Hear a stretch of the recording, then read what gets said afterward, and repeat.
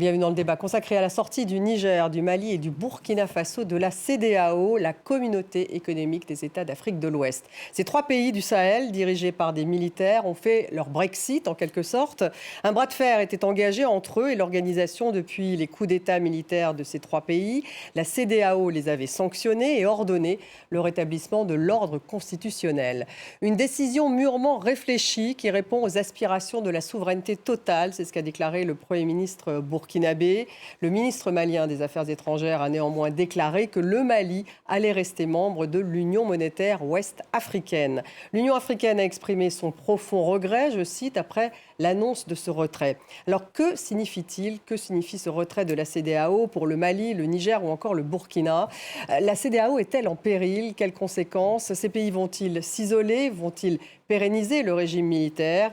Quid des relations avec les pays côtiers? Ce retrait profitera-t-il à des puissances extérieures comme la Russie? Voilà les questions que nous allons poser à nos invités. J'ai le plaisir d'avoir à mes côtés Niagale Bagayoko. Bonsoir Niagale, présidente du Centre de recherche African Security Sector Network. Bienvenue.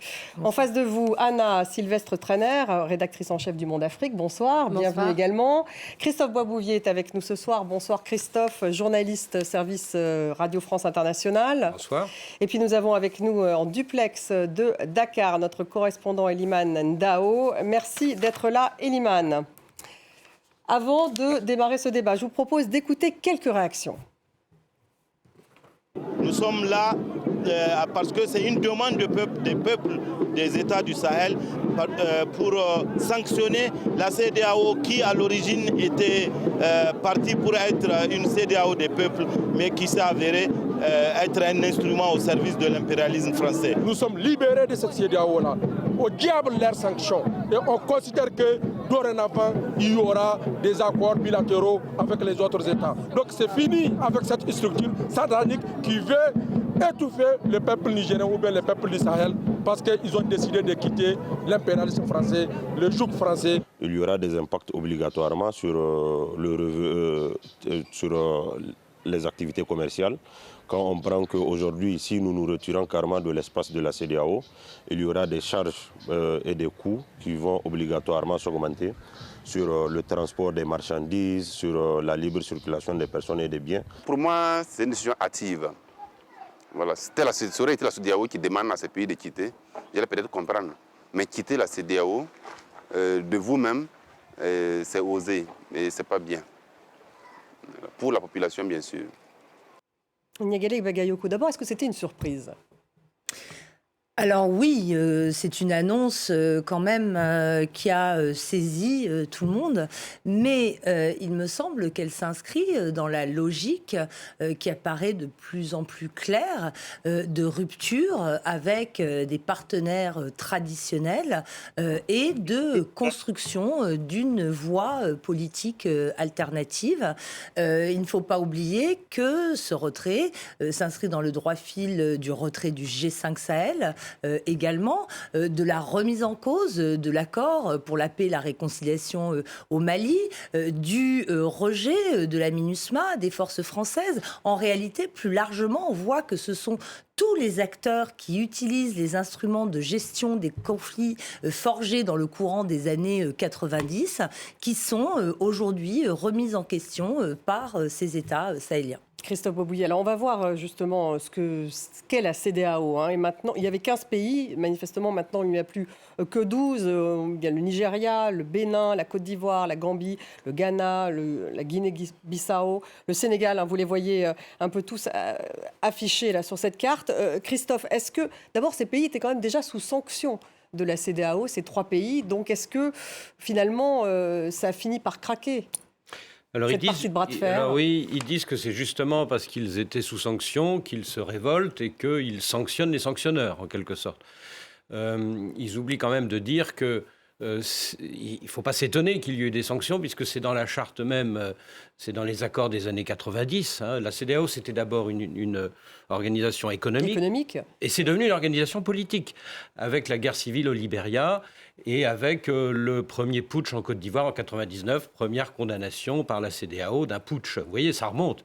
Et il y a, à cette époque, par exemple, lors du conflit Ouattara-Gbagbo en Côte d'Ivoire, le Niger, le Mali et le Burkina ne se sont pas privés d'approuver des sanctions contre la Côte d'Ivoire. Donc, en fait, c'est pas très nouveau le fait que dans la CEDEAO, il y ait des pays qui soient sanctionnés à cause de putsch. Ce qui m'a surpris, en fait, dans cette affaire, c'est que personne n'a été consulté. Aucune instance de transition de ces 3 pays n'a été consulté. Et le peuple lui-même, du Burkina, du Mali, du Niger, n'a pas été consulté pour une décision historique. C'est historique. Qui engage 80 millions de personnes, quand même, pour des années. Ça c'est une vraie surprise, en fait.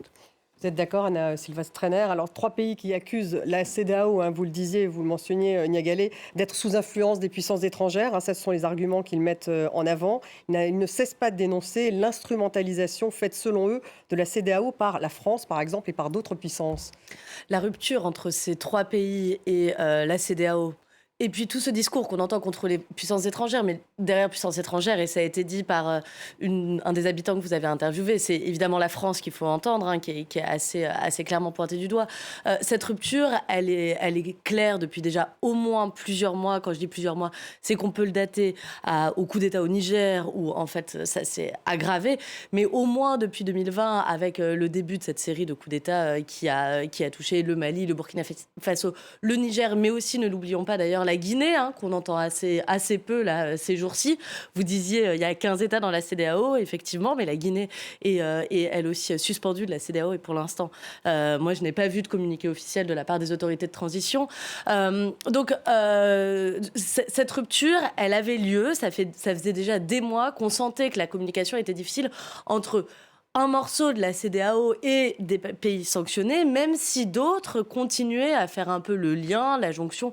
On pense évidemment au Togo. Tout à coup, ça a pris tout le monde de court, alors qu'on pouvait penser, enfin, en tout cas, moi, c'est un peu comme ça que je l'avais analysé, qu'il y avait quelques signes de détente. Quand on voyait que le fils du président Bazoum a été libéré il y a peu, on se disait, tiens, il y a quand même quelques négociations possibles. Alors, qu'est-ce qu'il y aura en échange? Et puis, hop, finalement, c'était pas tellement un signe d'apaisement. Elimane Dao, quelles ont été les réactions justement au Sénégal? On sait qu'on est en pleine campagne présidentielle. Le Sénégal est un des acteurs clés de la CEDEAO. Écoutez, il n'y a pas eu, c'est assez surprenant, assez de réactions. Ce week-end, ça a été perçu par certains comme un tremblement de terre, le fait que ces 3 pays puissent quitter de cette manière la communauté. Il y a quand même eu des réactions de candidats à cette élection présidentielle, comme Thierno Alassane Sall, qui est également député à l'Assemblée nationale, qui estime que l'annonce du retrait du Burkina Faso, du Mali et du Niger de la CEDEAO secoue nos fondations. Je le cite, cette annonce témoigne selon lui des fissures profondes au sein de la communauté ouest-africaine et reflète l'échec des chefs d'État de la communauté à trouver des solutions aux crises de la sous-région. Il y a également la réaction de l'ancien Premier ministre, Abdoul Mbaye, qui estime qu'une communauté économique se construit en partie pour préserver ses membres des conflits armés. Et il dénonce le fait qu'à un moment, la CEDEAO avait envisagé d'envoyer des forces militaires au Niger. Et pour lui, c'est un peu le début, certainement, de la fissure. Il y a eu également pas mal de réactions de Sénégalais, certains qui soutiennent l'action des militaires de ces pays, mais d'autres qui estiment que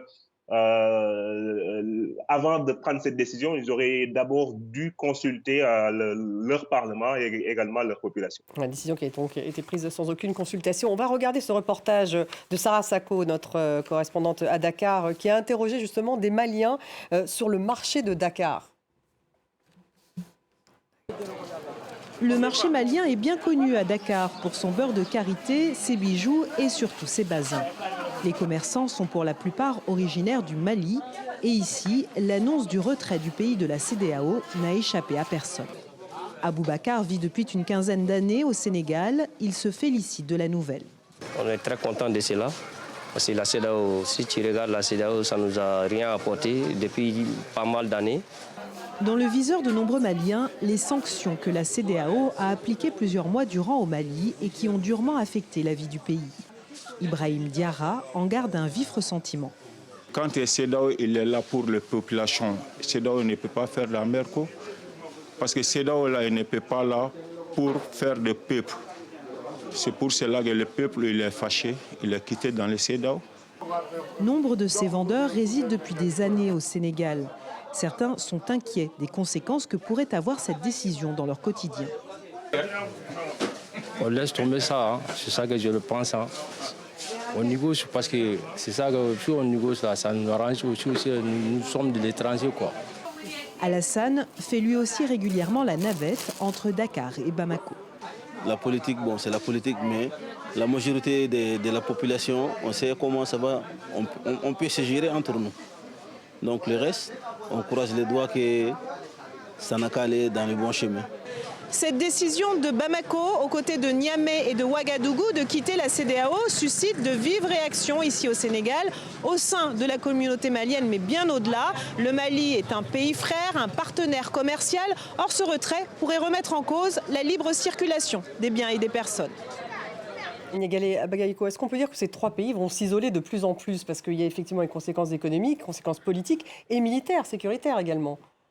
Non, moi je ne pense pas qu'il s'isole. Je pense qu'il change de partenaire d'une part et de modalités de coopération par ailleurs, parce que il y aura forcément des cadres institutionnels qui seront mis en place, notamment pour gérer cette fameuse liberté de circulation des personnes. Et c'est là qu'il faut souligner, comme cela a été remarqué, cette déclaration du Mali indiquant qu'il restait dans l'UEMOA, qui permet aussi l'union monétaire, qui est l'union monétaire, qui est une autre organisation dont ne font partie que les États francophones qui ont pour monnaie le franc CFA. Ce qui ne règle pas la question, notamment pour le Niger, de la circulation vers le Nigeria ou plus largement avec les pays anglophones. Juste une toute petite remarque par rapport à ce qu'on voit dans tous ces reportages, c'est très intéressant.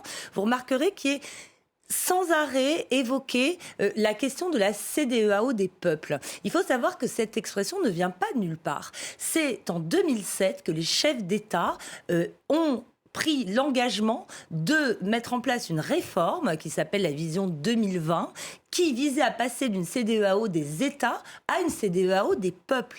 Et c'est un agenda auquel ont cru les populations de la région. Et aujourd'hui, ils estiment que cela n'a pas été respecté, donc que l'organisation n'est plus légitime. Christophe Boisbouvier, ils vont devoir donc renégocier quand même leurs contrats, leurs accords commerciaux avec justement les pays côtiers notamment.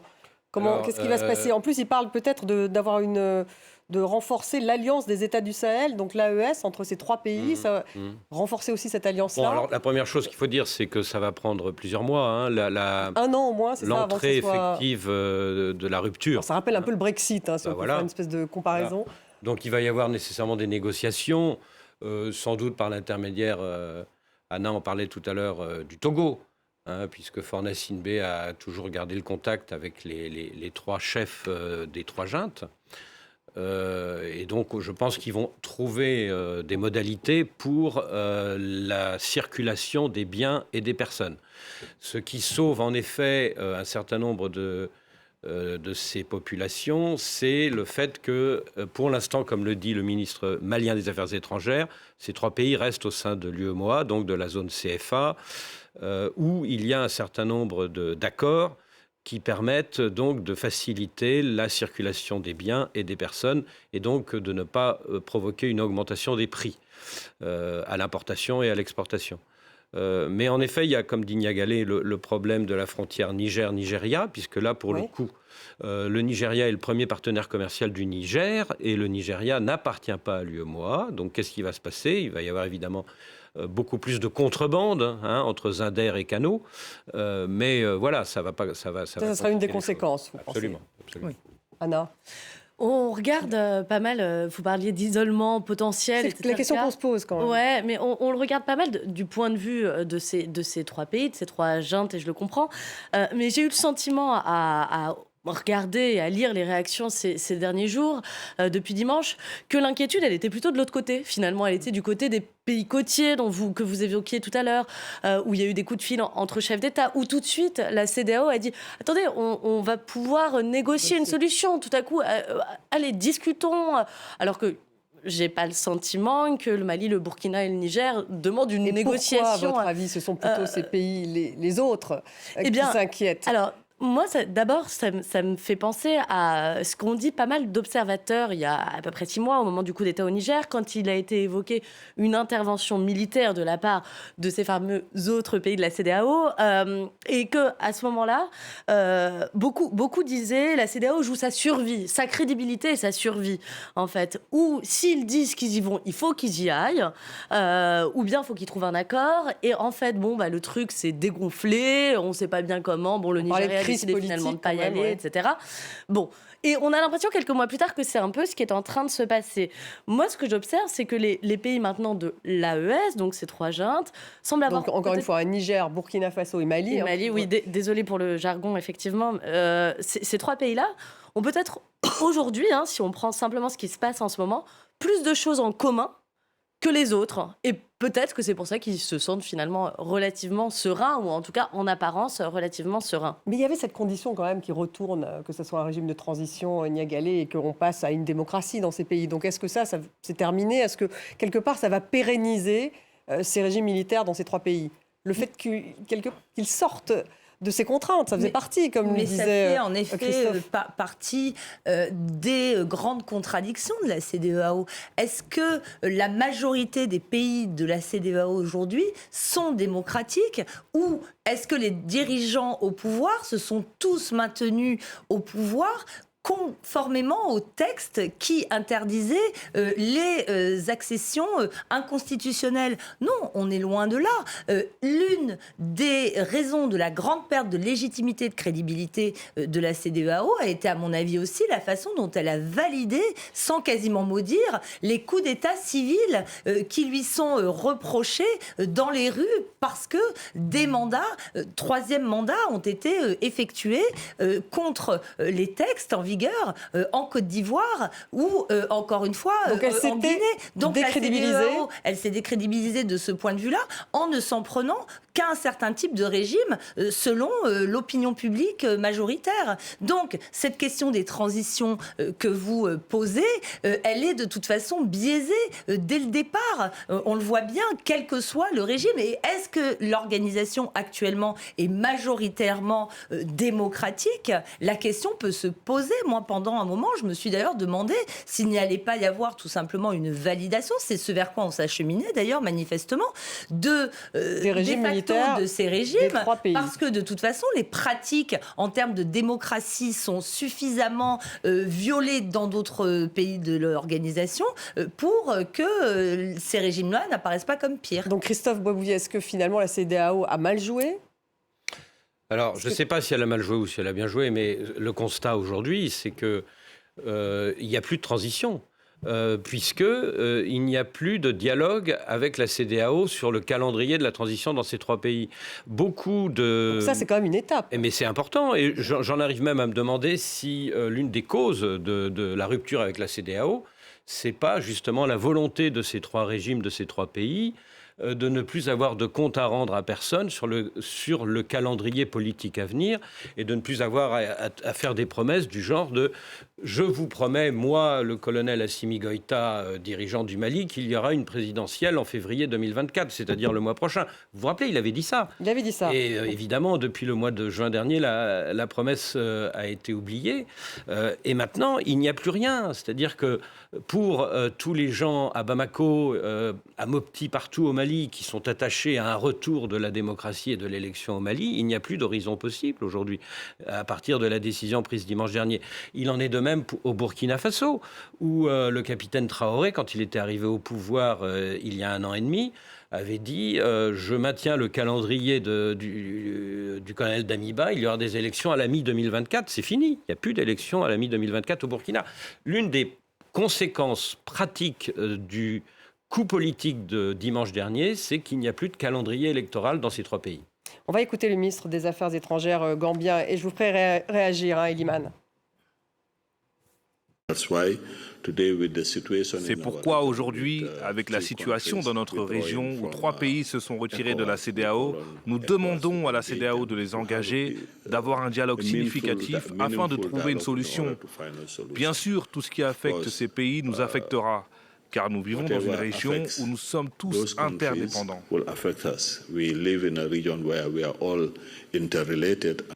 Oui, Eliman Dao, il le dit bien, nous sommes tous interdépendants et on parle bien sûr, il y a l'économie formelle et puis il y a toute l'économie informelle. Il y a quand même beaucoup de citoyens qui vont d'un pays à l'autre quotidiennement. On l'a vu d'ailleurs, les inquiétudes quand même au sein de ce marché au Sénégal. Donc c'est compliqué. Absolument. Ça complexifie encore. Absolument. Moi, ça me fait me ressouvenir d'un reportage que j'ai eu à faire non loin de la frontière avec le Mali. Parce qu'il y a 1 an, la frontière avec le Mali, entre le Sénégal et le Mali, avait été fermée. C'était une sanction de la CEDEAO et les conséquences étaient ressenties de part et d'autre de la frontière. Le kilogramme, par exemple, de viande, parce qu'une bonne partie de la viande de bœuf consommée au Sénégal vient du Mali, le kilogramme a augmenté de façon significative. Et des discussions que j'ai eu à avoir avec des spécialistes de la question, si ce retrait des 3 pays venait à être confirmé, les conséquences allaient être assez nombreuses. Déjà sur cette libre circulation des personnes et des biens dans cet espace communautaire, sur le transport intercommunautaire. Pour aller d'un pays à l'autre, souvent les populations ne peuvent se priver de l'avion. Souvent, c'est par bus que les frontières sont franchies. Sur la justice communautaire, car il y a une cour de justice de la CEDEAO. Souvent, les oppositions des différents pays membres de la CEDEAO peuvent saisir cette juridiction pour statuer sur des injustices que ces oppositions pensent avoir subies. Également sur les accords de défense, comme le protocole de non-agression. Et de façon générale, me disait le professeur Mamadou Aliou Diallo, que j'ai eu à interroger sur le sujet, c'est un processus d'intégration qui a été bien enclenché. La CEDEAO était vraiment un exemple en matière d'intégration en Afrique. Au moment où on parle de la zone de libre-échange continentale, zone de libre-échange en Afrique, cette rupture de ces 3 pays vient mettre en mal en fait, tout ce processus d'intégration qu'avait réussi la CEDEAO. Anna Sylvestre, Trainer, est-ce que justement ça va à l'encontre, est-ce que ça va finalement ne pas leur faciliter la vie non plus à ces 3 pays? Si on voit les conséquences économiques, il y a le commerce informel, mais par exemple, on parle de l'évacuation de l'uranium et du pétrole du Niger via le Bénin, ça c'est un des exemples. Il y a aussi l'électricité, manifestement envoyée de Côte d'Ivoire vers le Mali. Enfin, tout ça, il y aura des conséquences. En même temps, on a du mal à penser, par exemple sur l'électricité, que tout à coup, l'électricité ne va plus passer de la Côte d'Ivoire au Mali. C'est pour ça que d'abord, comme Christophe le soulignait, il y a une partie des accords qui restent avec l'UMOA. Et puis, sans doute, mais ça va être la tâche des prochains mois. C'est difficile aujourd'hui de savoir exactement quelle forme cela va prendre. Mais sans doute, il va y avoir tout un tas d'accords bilatéraux qui vont être mis sur pied. Après tout, pourquoi pas? Enfin, tout le monde n'est pas obligé de faire partie. Ça risque de prendre plus d'1 an. On se souvient du Brexit. Oui, ça risque de prendre du temps. Et puis peut-être qu'il y a des accords qui vont être tricotés, d'autres détricotés, etc. Après, évidemment, il risque d'y avoir des conséquences sur les prix de certaines denrées, les conséquences peut-être pour certaines populations. Quand on pense à la Côte d'Ivoire, les diasporas burkinabées et maliennes sont extrêmement importantes. C'est plusieurs millions de personnes à chaque fois. On le voit en ce moment en période de Coupe d'Afrique des Nations. Enfin, voilà. Mais il me semble que c'est un tout petit peu tôt pour l'instant pour savoir quelle va être la nouvelle géographie de cette région. Niagalé Bagayoko, sur la sécurité, donc il y a ces accords de sécurité au sein de la CEDEAO, ils en sortent, ces 3 régimes, donc ça veut dire qu'ils ne vont plus compter que sur eux-mêmes en ce qui concerne la lutte contre les djihadistes, par exemple? Alors ça, c'est une question fondamentale. Ce qui est très intéressant, c'est qu'on a historiquement, si on prend les 10 dernières années exactement, l'impression que l'espace pertinent pour l'action aux yeux de ces 3 pays est justement celui-là qui existe déjà dans le cadre d'une organisation qui s'appelle l'Autorité pour le développement intégré du Liptako-Gourma, que les 3 gouvernements civils élus à l'époque en 2014 avaient envisagé comme cadre pour mettre sur pied une force anti-djihadiste de 3000 hommes avant la création de la force conjointe du G5 Sahel. Donc il y a une histoire qui va au-delà de la seule solidarité entre ces juntes-là. On voit que le texte qui est paru sur l'AES parle bien entendu du renforcement de la lutte contre le djihadisme. L'Alliance des États du Sahel. De l'Alliance, pardon, dont on a parlé tout à l'heure.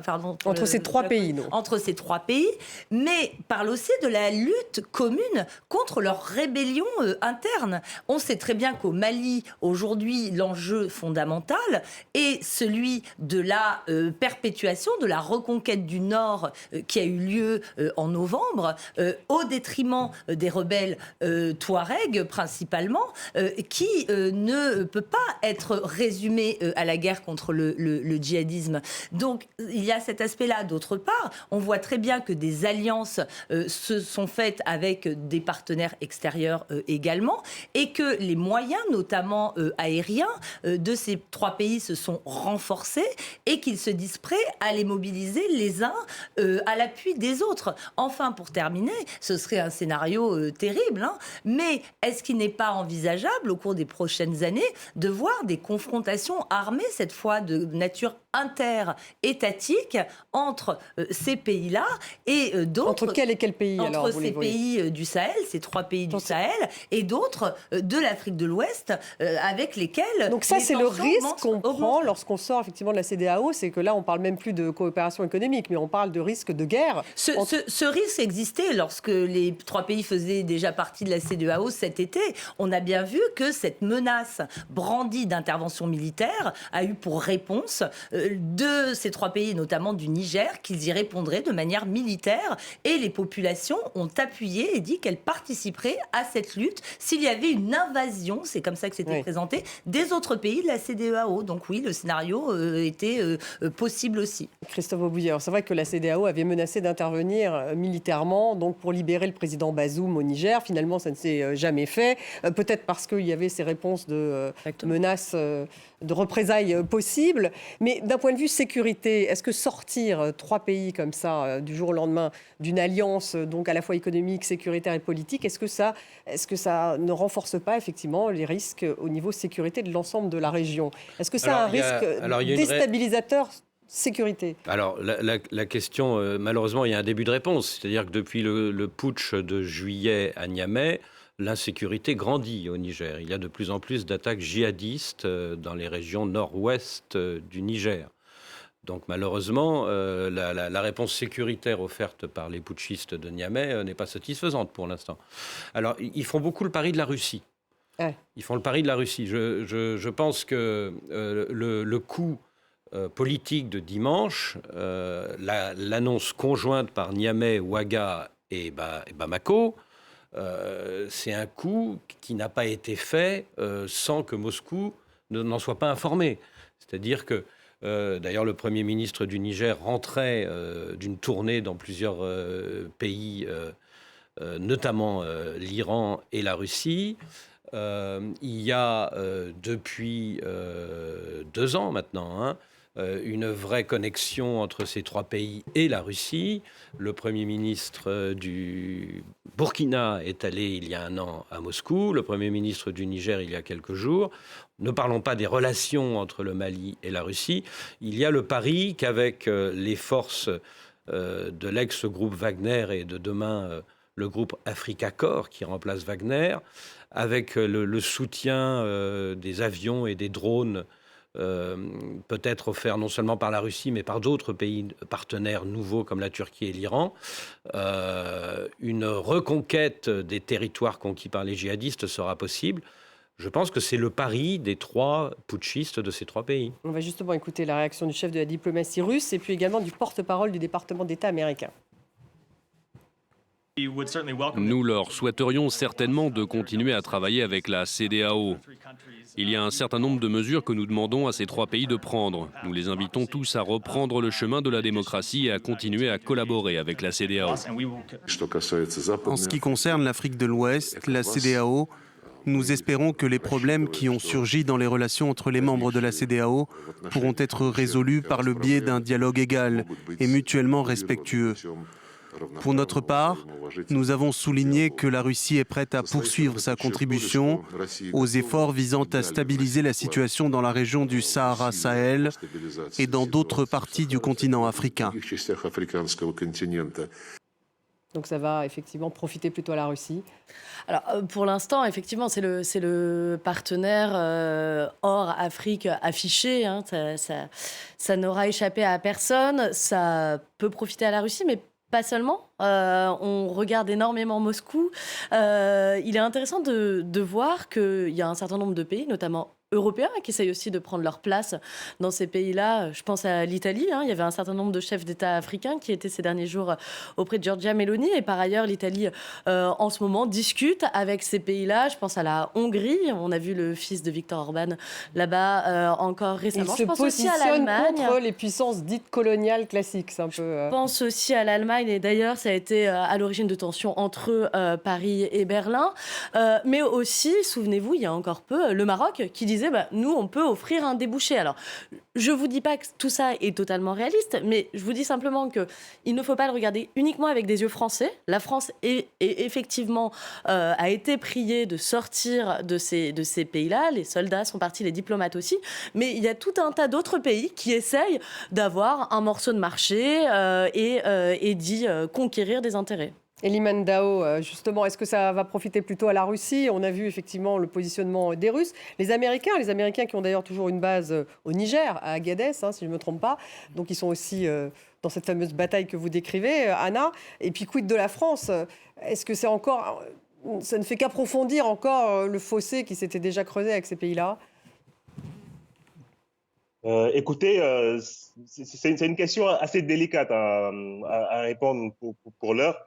On a bien vu que ces 3 pays, dans cette recherche de partenaires, ont privilégié la Russie, qui commence à s'intégrer sur le continent. Mais je ne saurais pas en dire plus. Vu du Sénégal, on regarde cette question avec assez de détachement. Mais est-ce que les pays côtiers comme le Sénégal et l'Iman ont beaucoup à perdre finalement dans cette sortie de ces 3 pays? Effectivement, si par exemple le Mali, qui est le plus grand partenaire parmi ces 3 pays, 60% presque du trafic portuaire du Mali vient de Dakar. Donc si le Mali venait à trouver d'autres partenaires économiques pour pouvoir avoir accès à la mer, c'est sûr que c'est un manque à gagner pour le Sénégal. Et tout de même, on s'interroge, Niagalé Bagayoko, sont quand même 3 pays enclavés. Donc ça paraît complexe de s'isoler, y compris avec des interventions extérieures de puissance, une coopération avec la Russie. Enfin, il y a un moment donné, il faut pouvoir sortir, il faut pouvoir accéder à la mer. Mais si on regarde une carte... Tout à fait, mais c'est bien pour ça qu'à mon avis, il y a une approche qui vise à multiplier les partenariats. La déclaration américaine, elle est quand même très intéressante. On ne peut pas dire qu'il y a une condamnation absolument frontale de ce retrait. On voit très bien que la plupart des partenaires internationaux, en réalité, veulent rester dans la zone et les 3 pays jouent sur cet intérêt qu'ils suscitent indéniablement. On a pu croire qu'ils seraient abandonnés. On n'est pas du tout dans un cas comme celui de la RCA, où effectivement la communauté internationale s'est lassée d'être présente sans véritablement avoir des résultats. Et donc, il y a eu une occupation du vide par la Russie. Là, la Russie est loin d'être la République centrafricaine, pardon. Là, on n'est absolument pas dans ce scénario-là. On le voit très bien que, en réalité, ceux qui ont le sentiment d'être maîtres du jeu aujourd'hui, ce sont ces 3 pays parce qu'ils sont courtisés, non pas seulement par un bloc anti-occidental, mais par des États qui eux-mêmes sont concurrents, non pas ennemis, mais concurrents les uns des autres et veulent rester présents, quoi qu'il arrive dans cette zone. Christophe Aubouvier. Alors là, pour le coup, là, il faut faire une petite distinction entre les 3 pays. Au Mali et au Burkina, je pense qu'on joue... Alors au Mali, on joue la carte russe de façon assez claire. Et affichée. Et ça là depuis 2021, en fait, depuis le deuxième coup d'État. Donc à la fois politique et sécuritaire, c'est-à-dire que cette force Wagner, elle s'est transformée... Voilà, oui, on joue la carte russe, et c'est assumé par notamment Sadio Camara, le numéro 2 de la junte de Bamako. Au Burkina, on joue la carte de l'autarcie. C'est-à-dire que le capitaine Traoré dit qu'il n'y a pas de soldats russes qui combattent sur le sol burkinabé, mais il reconnaît qu'il y a des instructeurs russes quand même. Qui sont là pour former, en fait. Qui sont là pour former, mais qui sont peut-être là aussi pour faire aussi de la sécurité pour le capitaine Traoré lui-même, pour le sécuriser, pour son escorte personnelle. Et puis il y a le Niger. Le Niger est dans une situation très, très... Bancale. Bancale, ouais, c'est le mot. Puisque vous avez encore une base, comme vous venez de le dire, américaine à Agadez. Ils y sont toujours, il y a quoi, 1000 soldats, c'est ça? Oui, 1000 soldats américains. Et les Américains, pour l'instant, ne veulent pas partir. C'est-à-dire qu'après le 26 juillet, les Américains ont fait le pari contraire des Français. Ils ont dit, les Français, tant pis pour eux, nous, on reste. Ce qui a d'ailleurs compliqué beaucoup les relations entre Paris et Washington. Et pour l'instant, ils y sont toujours. Et ils y sont toujours. Mais est-ce qu'après le coup politique de dimanche, les Américains peuvent rester? Je ne suis pas sûr. Non. Pas sûr, parce que vous avez eu début janvier une réunion au sommet à Niamey où la décision a été prise de faire venir des soldats russes au Niger, ce qui n'est pas d'ailleurs accepté par toute la junte au Niger. Ça pose des problèmes à l'intérieur de la junte, mais la décision a été prise. Et Anthony Blinken, vous l'avez entendu, la semaine dernière, il était sur RFI à Abidjan quand il est passé voir Alassane Ouattara. Il parle d'une peut-être installation d'une base militaire américaine en Côte d'Ivoire. Il n'est pas du tout ravi de ce qui se passe au Niger en ce moment. Donc pas sûr que les Américains restent. Pas sûr. Anna Sylvestre, vous pouvez rebondir là-dessus peut-être. Donc ça voudrait dire quoi? Que les Américains devraient peut-être quitter le Niger et donc que les Russes s'installeraient de manière plus appuyée? Alors, rebondir peut-être sur 2 points. D'abord, effectivement, Anthony Blinken était effectivement la semaine dernière chez nos confrères de RFI, et ce qu'il disait était intéressant, et la stratégie américaine, de façon générale, est assez intéressante. On a quand même le sentiment que en Afrique de l'Ouest, mais d'ailleurs pas seulement, également dans d'autres pays du continent, il y a une tentative en ce moment d'offensive diplomatique, d'installation de base, alors que parallèlement, la France a annoncé une réduction de ses effectifs dans les pays côtiers. Donc il y a quand même des jeux assez différents, mais les Américains veulent rester et tentent d'être quand même, me semble-t-il, effectivement, de faire front face aux Russes également en Afrique. Ça, c'est d'une part. Et je voulais simplement ajouter quelque chose à la donne, même si... évidemment, personne ne sait ce qui va arriver. C'est au-delà de l'instabilité sécuritaire qui est énorme dans ces pays-là, c'est l'instabilité politique. C'est quand même le Mali, 2 coups d'État ces dernières années, le Burkina, pareil. Le Niger, un coup d'État avec, souvenez-vous, une armée qui était extrêmement divisée sur le fait de mettre Abdourahmane Tiani à sa tête. Tout cela tient aussi, si les hommes qui ont pris cette décision, puisque Christophe le rappelait, c'est une décision qui a été prise sans consulter le reste du pays ou des organes représentatifs du pays, si ces hommes-là tiennent. Les rumeurs de coup d'État au Burkina en ce moment sont extrêmement fortes et le mécontentement existe aussi dans ces pays-là. Donc l'avenir n'est quand même pas complètement tracé, quoi. Niagalé. Et la France, pour faire un dernier point sur la France, justement? La France apparaît aujourd'hui exclue du jeu. Pour l'instant, on voit très mal comment elle peut se réinsérer, en tout cas politiquement, militairement et stratégiquement dans cette région du Sahel. D'où l'importance pour elle des pays côtiers. Et elle semble vouloir changer de politique. Anna a mentionné ces rumeurs, parce qu'on n'en a toujours pas confirmation, mais selon lesquelles les bases de Abidjan, de Dakar verraient leurs effectifs réduits. On voit que la France est non seulement isolée sur cette scène africaine, ouest africaine et sahélienne, mais aussi européenne, encore une fois, avec des États européens qui se sont très largement désolidarisés de sa politique depuis qu'elle a dû quitter la zone. Donc c'est compliqué, pas seulement sur le terrain européen, et c'est compliqué aussi dans la relation transatlantique entre la France et les États-Unis. On l'a vu, où il n'y a pas eu de solidarité, en fait, manifestée par les États-Unis. Un peu chacun pour soi. Un peu. Christophe Boisbouvier. Et le nouveau souci de la France, c'est le Tchad. Absolument. Alors, puisque le président Mahamat Déby est allé à Moscou il y a une semaine. Tout à fait. Ça, et donc qu'est-ce qui s'est passé? Que se sont dit Mahamat Déby et Vladimir Poutine? Est-ce que dans les mois qui viennent, les Tchadiens vont demander aux militaires français qui ont une base à N'Djamena, comme chacun sait depuis 40 ans, de quitter le Tchad pour y mettre des soldats russes à la place ou pour mettre le groupe Africa Corps? On n'en est pas là. Mais ce serait une sacrée claque. Mais ce serait une sacrée claque, oui. Et quand on parle ces derniers temps aux diplomates français, effectivement, ils ont de quoi être inquiets pour le Tchad, parce que quand on parle avec eux du Mali, du Burkina et du Niger, ils assument assez clairement en ce moment que on va attendre d'autres temps, quoi. Là, pour l'instant, on passe notre tour. Le cycle n'est pas en notre faveur, c'est un peu ça. On peut attendre un autre cycle. Bon.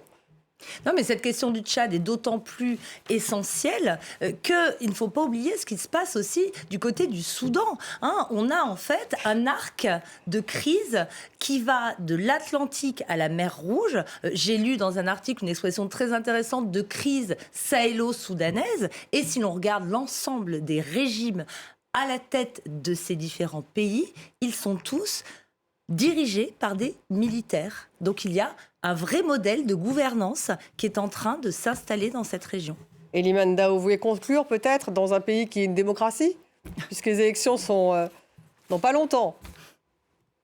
Écoutez, oui, ce discours sur la France n'est pas un discours seulement entretenu dans ces trois pays. Même ici au Sénégal, la jeunesse, on peut même catégoriser une grande partie de la jeunesse qui est derrière Ousmane Sonko, qui ne va pas participer à cette élection présidentielle, mais qui fait en sorte que son projet politique puisse être défendu dans cette élection avec un candidat qu'il a désigné, son bras droit, on peut dire, Bassirou Diomaye Faye. Ce discours de rupture ou même de nouveau paradigme des relations entre la France et l'Afrique est un discours qui est réel. La jeunesse, de façon globale, veut un nouveau paradigme pour les jeunes en fait qu'on a l'habitude de croiser dans les rues, dans nos reportages.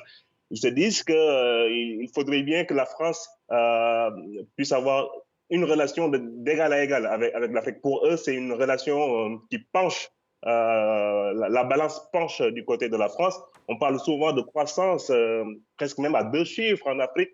Et pour eux, cette croissance profite beaucoup plus à la France qu'au Sénégal. Merci Eliman Ndao, en direct donc de Dakar. Anna Sylvestre Traner, merci beaucoup. Niaguélé Bagayoko, Christophe Boisbouvier, merci à vous tous d'avoir suivi cette émission. Vous la retrouvez sur les réseaux sociaux, en podcast. À demain.